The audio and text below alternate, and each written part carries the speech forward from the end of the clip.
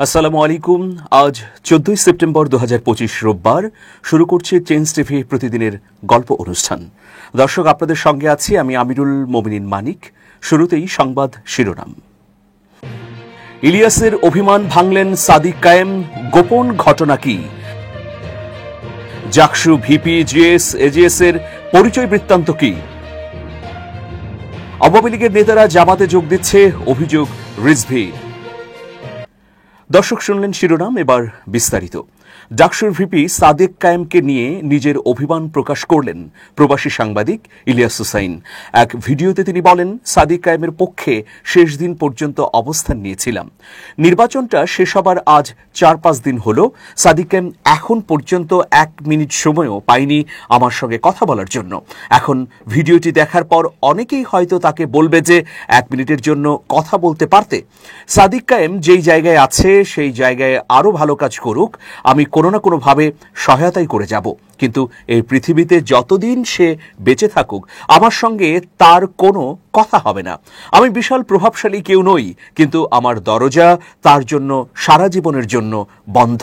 এ বিষয়ে change TV Ilias হুসাইনের সাবেক সহকর্মী সাংবাদিক মাসুম মাহবুবের সঙ্গে যোগাযোগ করলে তিনি বলেন, ইতোমধ্যে সাদিক কায়েমের সঙ্গে ইলিয়াসের কথা হয়েছে, দুজনের মধ্যে সৌহার্দ্যপূর্ণ আলোচনাও হয়েছে। ফলে অভিমান ভেঙে গেছে প্রবাসী সাংবাদিক ইলিয়াস হুসাইনের। জাহাঙ্গীরনগর বিশ্ববিদ্যালয় কেন্দ্রীয় ছাত্র সংসদ জাকসু নির্বাচনে সহসভাপতি বা ভিপি পদে স্বতন্ত্র প্যানেলের আব্দুর রশিদ জিতু ও সাধারণ সম্পাদক বা জিএস পদে ছাত্র শিবির সমর্থিত প্যানেলের মাজহারুল ইসলাম নির্বাচিত হয়েছেন। ভিপি আব্দুর রশিদ জিতু জাহাঙ্গীরনগর বিশ্ববিদ্যালয়ের তুলনামূলক সাহিত্য ও সংস্কৃতি ইনস্টিটিউটের 47তম ব্যাচ অর্থাৎ মাস্টার্সের শিক্ষার্থী। তার বাড়ি শরীয়তপুর জেলার গোসাইরহাট উপজেলার কোদালপুর গ্রামে। জিতু বিশ্ববিদ্যালয়ের গণ অভ্যুত্থান রক্ষা আন্দোলনের আহ্বায়ক। জুলাই আন্দোলনের প্রথম থেকে সোচ্চার ছিলেন তিনি। এমনকি গণ অভ্যুত্থান পরবর্তী শিক্ষার্থীদের স্বার্থে যৌক্তিক সব আন্দোলনের প্রথম সারিতে ছিলেন। মূলত জুলাই আন্দোলন থেকে তার জনপ্রিয়তা ছড়িয়ে পড়ে বিশ্ববিদ্যালয় জুড়ে। কোটা সংস্কার আন্দোলনের আগে জিতু ছাত্রলীগের রাজনীতিতে যুক্ত থাকলেও আন্দোলনের সময় সর্বপ্রথম ছাত্রলীগের হাতে মার খেয়ে আহত হন। পরবর্তী সময়ে আরিফ সোহেল আটক হলে বৈষম্য বিরোধী আন্দোলনের ব্যানারে ফার্স্ট ম্যান হিসেবে গত বছরের 5 আগস্ট পর্যন্ত জাহাঙ্গীরনগরের আন্দোলন পরিচালনা করেন।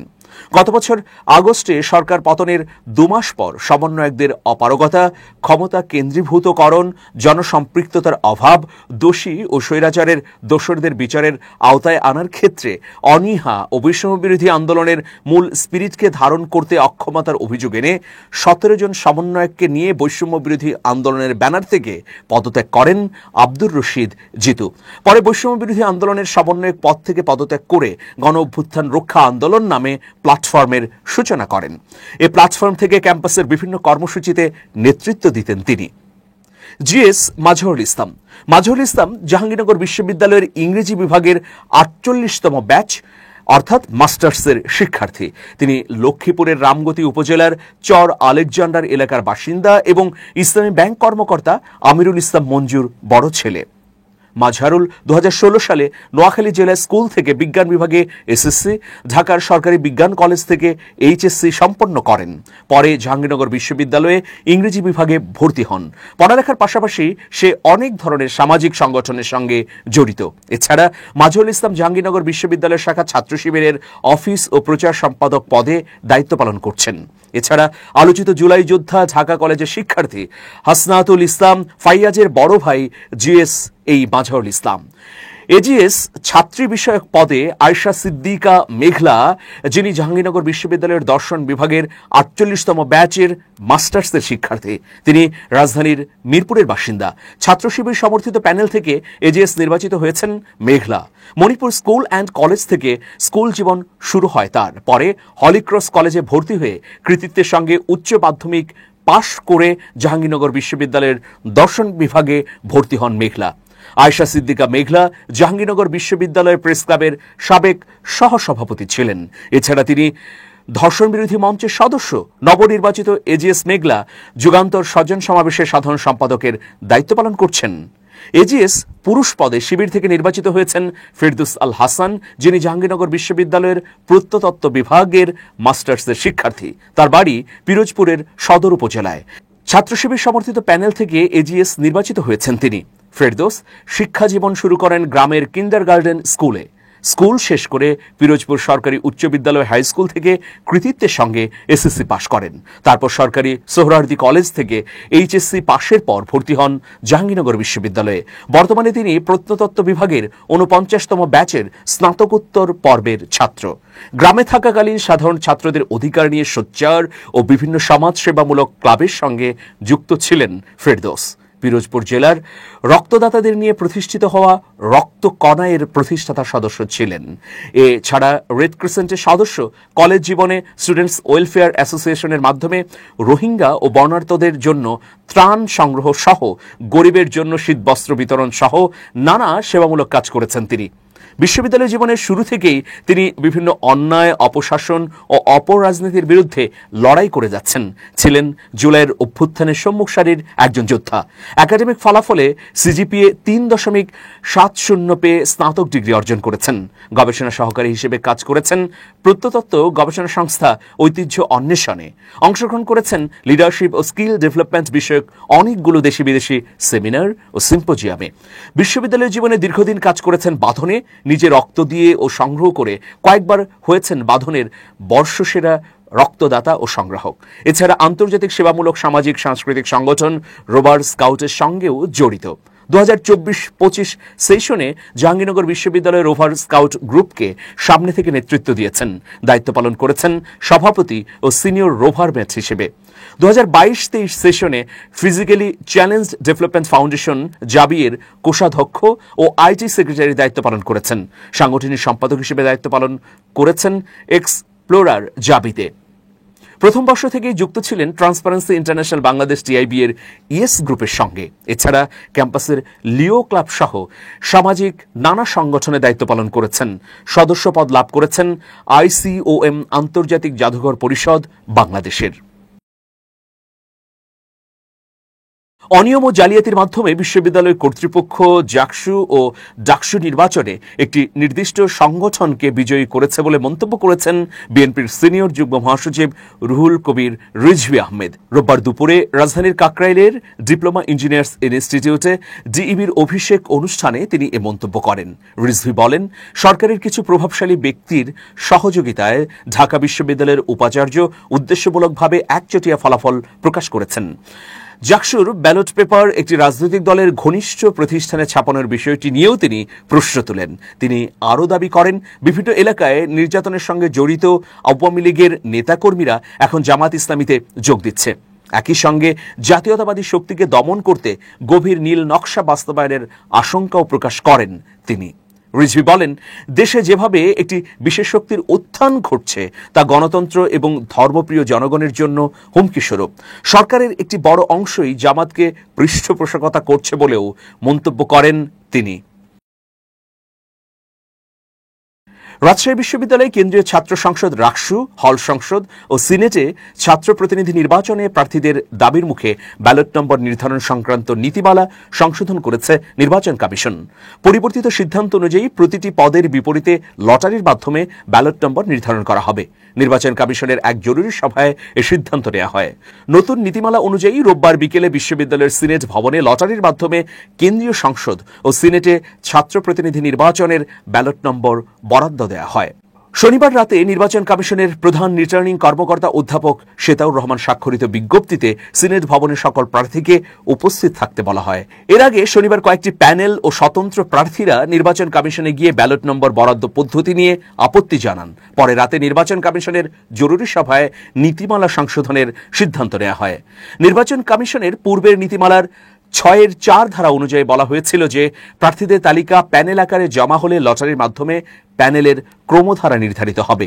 নির্বাচন কমিশন স্বতন্ত্র প্রার্থীদের নামের তালিকা বাংলা বর্ণমালার অধ্যক্ষর ক্রমানুসারে প্রকাশ করবে। তবে সংশোধিত নীতিমালা অনুযায়ী বলা হয়েছে, রাকসু, হল সংসদ ও সিনেট ছাত্র প্রতিনিধি নির্বাচন 2025-এর প্রার্থীদের প্রত্যেকের ব্যালট নম্বর প্রতিটি পদের বিপরীতে লটারির মাধ্যমে নির্বাচিত হবে। ইসলামী আন্দোলন বাংলাদেশের সিনিয়র নায়েবে আমির মুফতি সৈয়দ মোহাম্মদ ফয়জুল করিম বলেছেন, বাংলাদেশে আজ পর্যন্ত কেউ একটা গ্রহণযোগ্য নির্বাচন উপহার দিতে পারেনি। এজন্য আমরা সংখ্যানুপাতিক বা পিয়ার পদ্ধতিতে নির্বাচনের দাবি করছি। দলের খুলনার জলমা ইউনিয়ন শাখার আলোচনা সভায় একথা বলেন তিনি। প্রয়োজনীয় রাষ্ট্র সংস্কার, সংখ্যানুপাতিক পদ্ধতিতে জাতীয় সংসদ নির্বাচন, জুলাই সনদের আইনি ভিত্তির দাবিতে আলোচনা সভায় সভাপতিত্ব করেন জলমা ইউনিয়ন সভাপতি মাওলানা দ্বীন ইসলাম। অনুষ্ঠানে ফয়জুল করিম আরও বলেন, শুধু হাবিবুল আওয়াল কিংবা নুরুল হুদাকে গ্রেফতার করলে হবে না। 2014-2018 নির্বাচনে যারাই দিনের ভোট রাতে করতে আওয়ামী লীগকে সহযোগিতা করেছেন তাদের সবাইকে বিচারের মুখোমুখি করতে হবে, যাতে আগামীতে যারাই নির্বাচনের দায়িত্ব পালন করবেন তারা অতীত থেকে শিক্ষা নিতে পারেন। জুলাই সনদের কার্যকর বাস্তবায়নে আগামী জাতীয় সংসদ নির্বাচনে উচ্চকক্ষে পিয়ার পদ্ধতি বাস্তবায়ন ও নির্বাচনে লেভেল প্লেইং ফিল্ড সহ 5 দফা দাবিতে কর্মসূচি ঘোষণা করেছেন মাওলানা মামুনুল হকের নেতৃত্বাধীন বাংলাদেশ খেলাফত মজলিস। রোববার বেলা 11টায় রাজধানীর পুরানা পল্টনে দলের কেন্দ্রীয় কার্যালয়ে এক সংবাদ সম্মেলনে এই কর্মসূচি ঘোষণা করা হয়। এ সময় দলের কেন্দ্রীয় নেতারা উপস্থিত ছিলেন।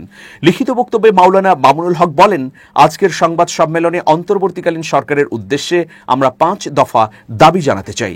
আমরা স্পষ্ট করে বলতে চাই, আমাদের এই দাবিগুলো কেবল রাজনৈতিক অংশগ্রহণের জন্য নয়, এগুলো দেশের জনগণের অধিকার এবং ন্যায়পরায়ণতার নিশ্চয়তার সঙ্গে সরাসরি সম্পৃক্ত। আমরা চাই জনগণ যেন নির্ভরযোগ্য, স্বচ্ছ ও সুষ্ঠু নির্বাচনের মাধ্যমে তাদের প্রতিনিধি নির্বাচন করতে পারে। 5 দফা দাবি দেশের ভবিষ্যতের জন্য ন্যায়, স্বচ্ছতা এবং প্রতিশ্রুতির প্রতিফলন। আমরা আশা করি সরকার জনগণের এই দাবিগুলোকে গুরুত্ব সহকারে বিবেচনা করবে এবং এগুলোর বাস্তবায়নের জন্য সক্রিয়ভাবে এগিয়ে আসবে। বাংলাদেশ খেলাফত মজলিসের 5 দফা দাবি হল, জুলাই সনদের অবিলম্বে বাস্তবায়ন, জাতীয় পার্টি ও 14 দলের রাজনীতি নিষিদ্ধকরণ, আগামী নির্বাচনে লেভেল প্লেইং ফিল্ড তৈরি, জুলাই গণহত্যার বিচার দৃশ্যমান করা এবং আগামী জাতীয় সংসদ নির্বাচনে উচ্চকক্ষে পিয়ার পদ্ধতি বাস্তবায়ন। এসব দাবি আদায়ে 18 সেপ্টেম্বর ঢাকায়, 19 সেপ্টেম্বর সব বিভাগীয় শহরে বিক্ষোভ মিছিল, 26 সেপ্টেম্বর দেশব্যাপী সব জেলা ও উপজেলায় বিক্ষোভ মিছিল কর্মসূচি দিয়েছে দলটি। সংবাদ সম্মেলনে মামুনুল হক অভিযোগ করে বলেন, নির্বাচনের তারিখ ঘোষণার ক্ষেত্রে একটি দলকে অগ্রাধিকার দেওয়া হয়েছে। এটি লেভেল প্লেইং ফিল্ডকে নস্যাৎ করতে পারে। আমরা মনে করি যা হওয়ার হয়েছে, আগামী দিনে সরকারের কোনো কার্যক্রম যেন কোনো দলের প্রতি পক্ষপাতিত্ব প্রকাশ না পায়। বাংলাদেশ খেলাফত মজলিস দৃঢ়ভাবে মনে করে, সব দলের অংশগ্রহণ ও সম্মিলিত মতামতের প্রতিফলন নিশ্চিত করাই সরকারের প্রকৃত লক্ষ্য হওয়া উচিত। প্রিয় দর্শক, এবার দেশের বাইরের খবর। ইসরায়েলি অবরোধ ভাঙতে গাজার উদ্দেশ্যে যাত্রা শুরু করেছে গ্লোবাল সমুদ ফ্লোটিলা। শনিবার তিউনিসিয়ার বিজের্ত বন্দর এবং ইতালির সিসিলি দ্বীপের অগাস্টা বন্দর থেকে এ বহরের জাহাজগুলো যাত্রা শুরু করে। আয়োজকদের শেয়ার করা এক ভিডিওতে দেখা যায়, প্রথম সহায়তা জাহাজটি তিউনিসিয়া থেকে গাজার উদ্দেশ্যে যাত্রা করেছে। এ সময় কর্মী ও সাংবাদিকরা, যার মধ্যে আনাদোলুর একজন সংবাদদাতাও ছিলেন, যাত্রার মুহূর্তটি তিনি ধারণ করেন।